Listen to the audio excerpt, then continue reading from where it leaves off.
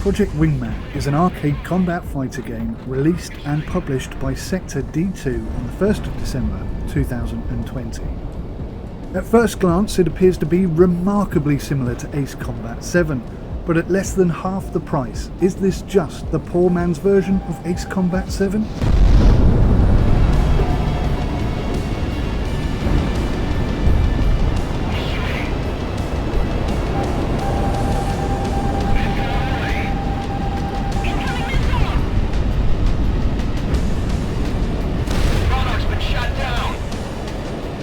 Hello and welcome, I'm SimUK, and it is my goal to provide to you the most honest, fact-based critical reviews on YouTube.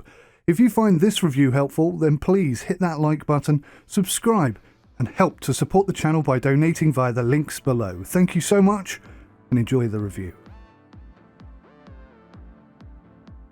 At the end of 2018, the beginning of 2019, Abby Romani created a Kickstarter campaign for an arcade flight shooter game called Project Wingman, and successfully raised $114,000.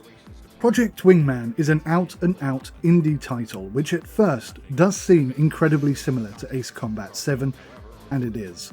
But Project Wingman also introduces a few new gameplay options and successfully manages to carve out its own unique personality that manages to distinguish it from just being a cheap copy. Built by just 3 people, Project Wingman delivers a VR experience that is considerably better than most. It's a really, truly outstanding VR experience. I've got a good tone. Despite the constant high-paced, fast-moving combat scenarios, Project Wingman successfully delivers stutter-free and nausea-free, arcade-styled combat joy, with the visuals and the audio to back it up. The only real issues I had with the whole game was that the voice actor's radio volume sounded too distant and was difficult for me to follow. And that combined with not really knowing what I was meant to be doing at times, and well, some mistakes were made.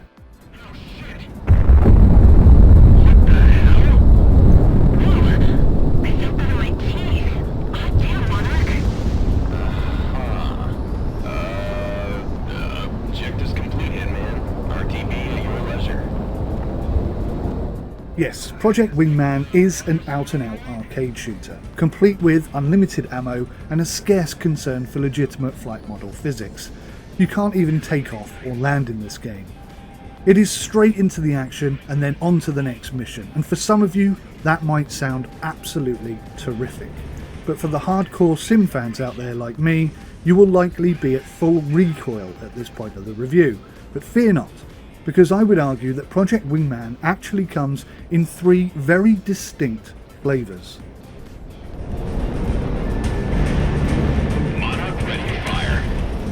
Flavour 1 would be using an Xbox controller or mouse and keyboard in order to play using a single monitor. When I did this, I found it to be clunky, disorienting, and it lacked immersion, but it was loosely fun. It reminded me a bit of the super popular arcade game called Afterburner of the late 80s and 90s. Personally, I really wouldn't recommend the game in this flavour. There's nothing really wrong with it, but for me, it just wasn't engaging enough. Ground unit knocked out. Flavour 2 is a little more involved. By using a bespoke HOTAS system, the game becomes considerably more immersive.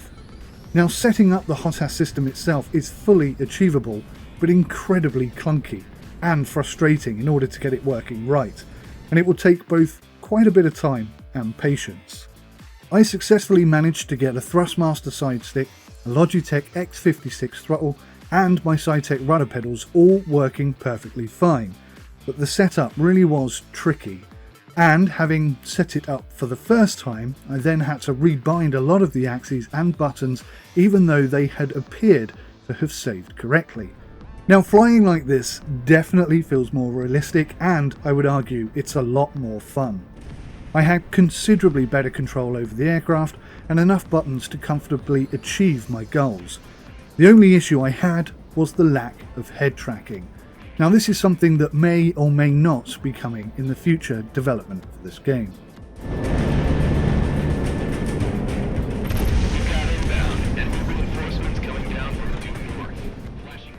Now, Flavour 3 is the flavour that I would recommend you at least consider. If you have VR and a HOTAS system, then Project Wingman is a lot of fun.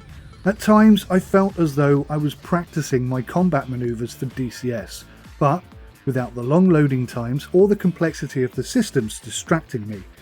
It allowed me to focus on focusing on my enemy and chasing him down. I could fire off a volley of missiles and not have to run away if I missed and ran out of ammo. And that is where Project Wingman sits for me. As a VR game, in my opinion, it scores very highly. And you could argue it's a great tool for casual practice. It might help keep your eye in and keep your muscle memory sharp without having to go full simulation. But unfortunately, for me, that's not something I feel like doing very often. If you know my channel, then you know I'm all about hardcore realism, and sadly, that is where Project Wingman and I do not quite gel. But Project Wingman only just misses the mark. As fun and entertaining as the fighting experiences were, it didn't quite fulfill all of my combat fighting needs. If the game ever added landings and takeoffs on an aircraft carrier, for example, then I think I would actually be okay with having this in my library. But the whole time I was playing it, I kept saying to myself, this would be perfect for this person, or the kids would love to get into this. But ultimately, for me, it didn't quite work. I bought this on Steam, which means that I've only got a 2-hour window in order to assess the game, and a significant portion of that time was spent setting up my controllers. In all honesty, I would have really liked to have had another 2 to 3 hours of game time to see how much harder the AI became and how much more intense the game could get. Simply put, 2 hours isn't really enough time to fully evaluate a game like this. 24 hours would have been much better for everyone, including Steam, who are now going to have to repay me for a game which I very well might have decided to keep if only I had the opportunity to have a little more time experiencing what it had to offer. Now, I must concede, this game never once claimed to be a simulator game, and I never really expected it to be anything like a simulator game. It was really the VR aspect that I was looking at this game for, and on that score alone, it did very much impress me. It just fell short, slightly short of the complexity that I needed.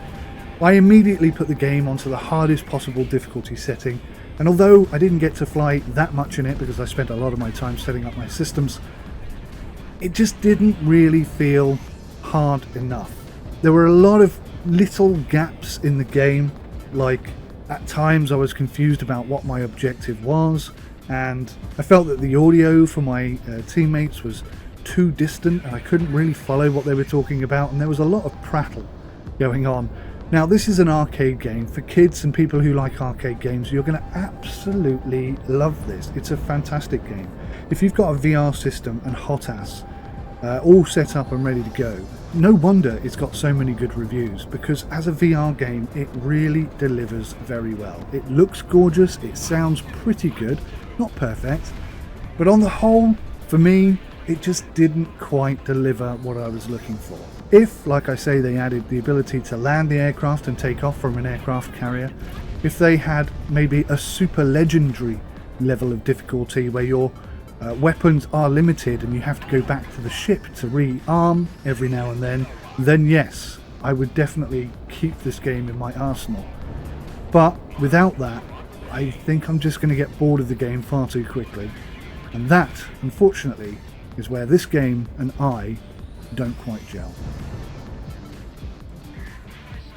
I hope this review has been helpful for you guys. I wish I could have shown you more footage and been more descriptive about what the game offers, but unfortunately my 2 hours are up and the game has failed to win me over in that time, so I'm going to have to return this one for a refund. But please don't think that that makes this a bad game. I will be giving it a positive review on Steam because it is a good game. It's just not the right game for me. Thanks for watching, take care.